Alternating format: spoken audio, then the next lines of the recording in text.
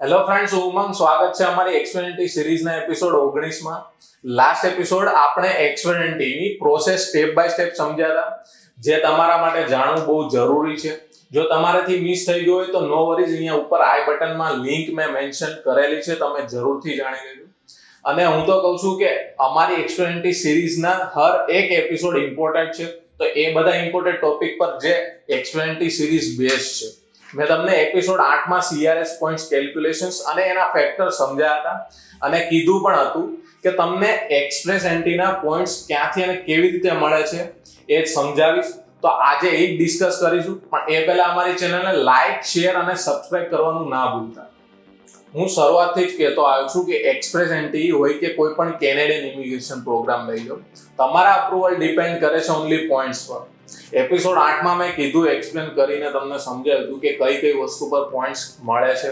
In fact મેં તમને એક ડમી પ્રોફાઇલના પોઈન્ટ્સ પણ કેલ્ક્યુલેટ કરીને બતાવ્યા હતા. જો તમારાથી એપિસોડ મિસ થઈ ગયો તો હું તમને પ્રિફર કરું છું કે પહેલા એ એપિસોડ જોશો તો તમને પોઈન્ટ્સ ગ્રીડ સારી એવી ખ્યાલ આવી જશે. પહેલા મેં ખાલી મેક્સિમમ પોઈન્ટ્સ બતાવ્યા હતા તમને એ ફેક્ટરના. તમને વિથ સ્પાઉસ કે વિધાઉટ સ્પાઉસ મેક્સિમમ કેટલા પોઈન્ટ્સ મળી શકે છે.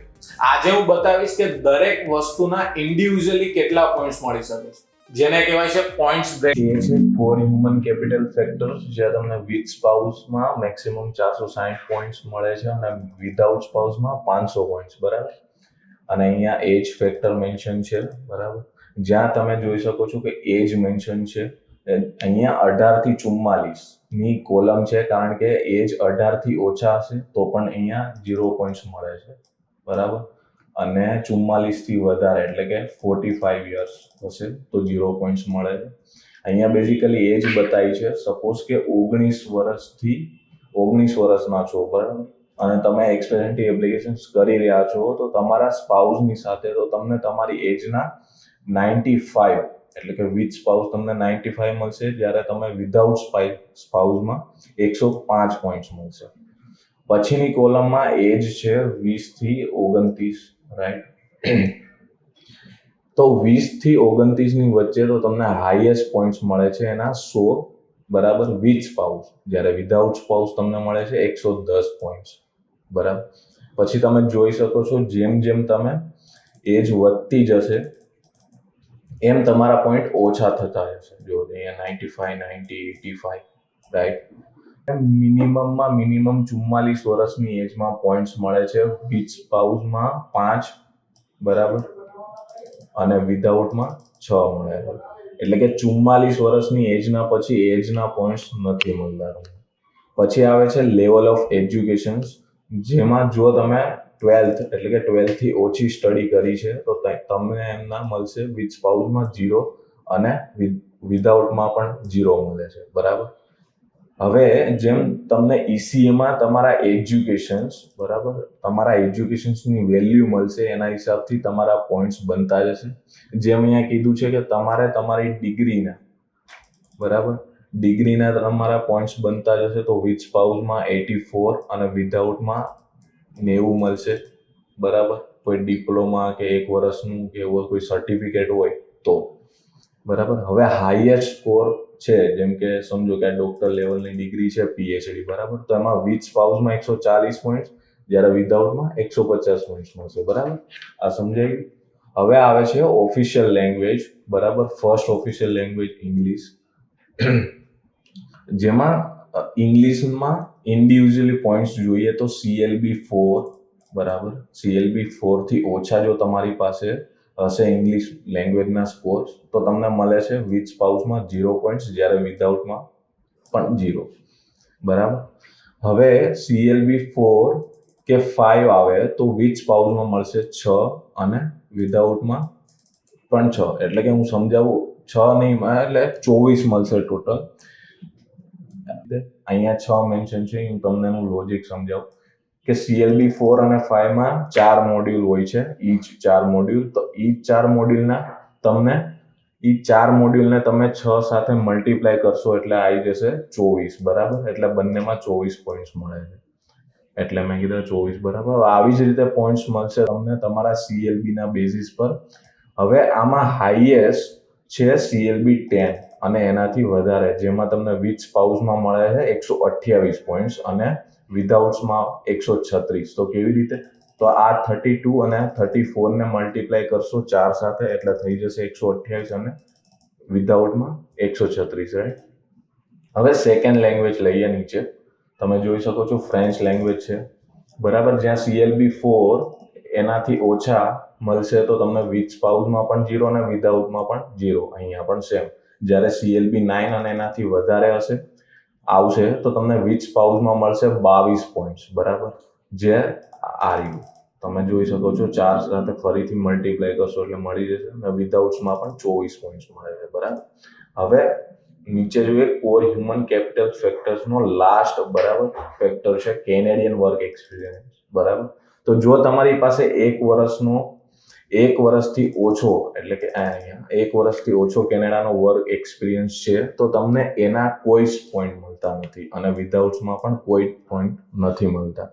પણ જો 1 વર્ષનો, બરાબર, 1 વર્ષનો વર્ક એક્સપિરિયન્સ છે તો વિથ સ્પાઉસ તમને મળે છે 35, બરાબર, અને વિધાઉટ્સ મળે છે 40 પોઈન્ટ્સ. તો આમાં પણ સેમ, જેમ કેનેડિયન વર્ક એક્સપિરિયન્સ વધતો જશે એમ તમને અહીંયા વિથ સ્પાઉસ અને વિધાઉટ સ્પાઉસના સ્કોર્સ જોવા મળશે વધારે, બરાબર. તો આમાં મેક્સિમમ હું પોઈન્ટ્સ કહી દઉં તમને. વિથ સ્પાઉસમાં, બરાબર, 5 વર્ષથી કે એનાથી વધારે હોય તો વિથમાં મળશે તમને 70 અને વિધાઉટમાં 80, બરાબર. હવે વાત કરીએ બી સ્પાઉઝલ ફેક્ટર્સની, જેમાં તમે જોઈ શકો છો સ્પાઉઝના એજ્યુકેશન્સના પોઈન્ટ્સ મળે છે. જો એમણે 12th કે એમનાથી ઓછી સ્ટડી કરી હોય તેમને મળશે 0 પોઈન્ટ્સ, અને જો માસ્ટર્સ કે PhD એ કર્યું હોય, બરાબર, તો એમને મળશે 10 પોઈન્ટ્સ, બરાબર. હવે નીચે તમે જોશો તો જે પણ એજ્યુકેશન તમારા સ્પાઉઝે કર્યું છે એના બેઝિસ પર તમને આ બધામાંથી પોઈન્ટ્સ મળી જશે. પછી છે સ્પાઉઝની ઓફિશિયલ લેંગ્વેજ, બરાબર, ફર્સ્ટ ઓફિશિયલ લેંગ્વેજ, જેમાં જો એમણે CLB4 કે એમનાથી ઓછું કર્યું હોય તો એમને કોઈ જ પોઈન્ટ નહીં મળે. જ્યારે CLB9 કે એનાથી વધારે પોઈન્ટ્સ કર્યા હોય, બરાબર, CLB9 કે એનાથી વધારે, તો 5 પોઈન્ટ્સ મળે છે, બરાબર. 5 એટલે કે મેં તમને કીધું મોડ્યુલ સાથે તમે મલ્ટીપ્લાય કરશો તો થઈ જશે 20 પોઈન્ટ, બરાબર.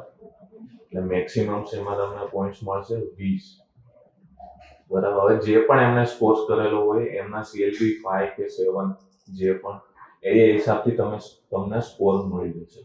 હવે લઈએ સ્પાઉઝની કેનેડિયન વર્ક એક્સપિરિયન્સ, બરાબર, જે લાસ્ટ ફેક્ટર છે, જેમાં સ્પાઉઝનો કેનેડાનો વર્ક એક્સપિરિયન્સ, જેમાં જો એમણે 1 વર્ષથી ઓછો કરેલો હોય તો એમને કોઈ પોઈન્ટ નહીં મળે, અને 1 વર્ષનો કરેલું હોય તો મળી જશે એને 5 પોઈન્ટ. તો બસ સેમ આમાં પણ જેમ વર્ષના હિસાબથી એમને પોઈન્ટ્સ મળશે. મેક્સિમમ પોઈન્ટ્સ ક્લેમ કરી શકો છો 10 તમે, બરાબર. હવે સ્કિલ ટ્રાન્સફરબિલિટી ફેક્ટર્સ, જેમાં તમને મેક્સિમમ 100 પોઈન્ટ્સ મળે છે. હું કહું તમને આમાં education, English language skills, Canadian work experience અને હોમ કન્ટ્રીનો વર્ક એક્સપિરિયન્સ અને સર્ટિફિકેટ ઓફ ક્વોલિફિકેશન્સ, આ બધાનું કોમ્બિનેશન્સ થઈને તમને પોઈન્ટ મળે છે. જેમ કે અહીંયા પહેલા છે કે ઇંગ્લિશ લેંગ્વેજ અને તમારી પોસ્ટ સેકન્ડરી ડિગ્રી, આ બંનેનું કોમ્બિનેશન્સ થઈને તમને મેક્સિમમ 50 પોઈન્ટ મળે છે. પછી છે કેનેડિયન વર્ક એક્સપિરિયન્સ અને પોસ્ટ સેકન્ડરી ડિગ્રીઝ, એના થઈ ગયા તમને મેક્સિમમ 50 પોઈન્ટ મળે. પછી છે ફોરેન વર્ક એક્સપિરિયન્સ, એટલે કે તમારી હોમ કન્ટ્રીનો વર્ક એક્સપિરિયન્સ અને ઇંગ્લિશ લેંગ્વેજ, તો આ બંનેનું કોમ્બિનેશન્સ થઈને મળે છે 50 પોઈન્ટ્સ. લાસ્ટ પોઈન્ટ છે ડી એડિશનલ પોઈન્ટ્સ, જેમાં મેક્સિમમ તમે 600 પોઈન્ટ ક્લેમ કરી શકો છો. હવે એડિશનલ પોઈન્ટ્સ એવું સેક્શન છે બેઝિકલી કે જે તમને ચાન્સ દે છે કે તમારા પોઈન્ટ્સ ઓછા બને છે તો તમે એના થ્રુ વધારી શકો છો, બરાબર. સપોઝ કે તમારા બ્રધર કે સિસ્ટર કેનેડામાં રહેતા હોય એઝ અ સિટીઝન્સ કે PR, તો તમને એમના 15 પોઈન્ટ્સ મળે છે. બીજું અહીંયા કહે છે કે ફ્રેન્ચ લેંગ્વેજ સ્કિલ્સ CLB4 કે એનાથી ઓછા હોય, બરાબર, તો એમને 25 પોઈન્ટ્સ તમે ક્લેમ કરી શકો છો. પછી CLB5 કે એનાથી વધારે હોય, બરાબર, તો એના 50 પોઈન્ટ્સ મળી જાય છે. અને પછી જો તમે કોઈ કેનેડાના DLI થી પોસ્ટ સેકન્ડરી કોર્સ કર્યો છે 1 કે 2 વર્ષનો, બરાબર, તો એના તમને 15 પોઈન્ટ્સ મળે છે. જ્યારે 3 કે એનાથી વધારે કોર્સ કર્યો હોય, તો 3 કે એનાથી વધારે વર્ષનો, તો એના મળી જાય છે 30 પોઈન્ટ્સ. જો તમારી પાસે કેનેડાના કોઈ એમ્પ્લોયરનો વેલિડ એમ્પ્લોયર જો ઓફર છે જે LMI સપોર્ટેડ છે, તો એના પણ તમને જે નોક 00 બરાબર, તો એના તમને મળી જાય છે 200 પોઈન્ટ બરાબર. અને જો નોક 0A કે B માં હોય બરાબર, તો તમને એના મળી જાય છે 50 પોઈન્ટ. હવે છેલ્લું જે છે, જો તમારી પાસે કોઈ પ્રોવિન્શિયલ કે ટેરિટરી નોમિનેશન છે બરાબર, તો તમને એના મળી જાય છે 600 પોઈન્ટ. જો આપણે તમારી એક્સપેરિમેન્ટી એપ્લિકેશન પ્રોવિન્શિયલ નોમિનેશન સર્ટિફિકેટના વગર રાખીએ છીએ તો પોઈન્ટ ગ્રીડ આઉટ ઓફ 600 માંથી તમારા પોઈન્ટ્સ બનશે. અને જો તમે પ્રોવિન્શિયલ નોમિનેશન સર્ટિફિકેટની સાથે એપ્લિકેશન રાખો છો તો પોઈન્ટ ગ્રીડ આઉટ ઓફ 1200 માંથી આપણને તમારા પોઈન્ટ્સ બનશે. જેમ તમે એક્સપ્લેનેશન્સમાં જોયું કે કેવા બધા સ્કોર એકબીજાથી કનેક્ટેડ હોય છે અને કેવા કેવા ચાન્સ આપે છે કેનેડા દરેક ફેક્ટરમાંથી વધારે પોઈન્ટ્સ ક્લેમ કરવા માટે.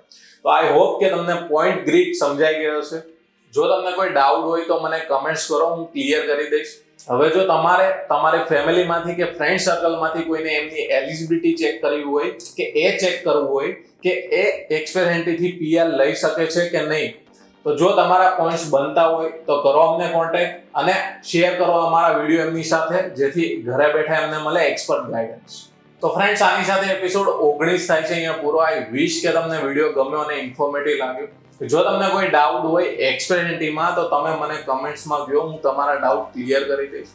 હવે નેક્સ્ટ એપિસોડમાં આપણે ડિસ્કસ કરીશું ક્લાયન્ટ્સ, એટલે કે તમારા મોસ્ટ કોમન ડાઉટ્સ અને ક્વેશ્ચન્સ અને એના જ આન્સર. તો બન્યા રહો અમારી સાથે. અને હવે જો તમને લાગતો હોય એ ટોપિક પર વિડીયો બનાવું તો મને કમેન્ટ્સ કરો. આ સાથે અમારી ચેનલને લાઈક, શેર અને સબસ્ક્રાઇબ કરવાનું નથી ભૂલવાનું. અને જો બેલ આઇકનને પ્રેસ નથી કર્યું તો પ્રેસ કરી દો, જેથી તમને અપડેટ મળે સૌથી પહેલા. Thanks for watching. Stay tune for more. Stay safe. By.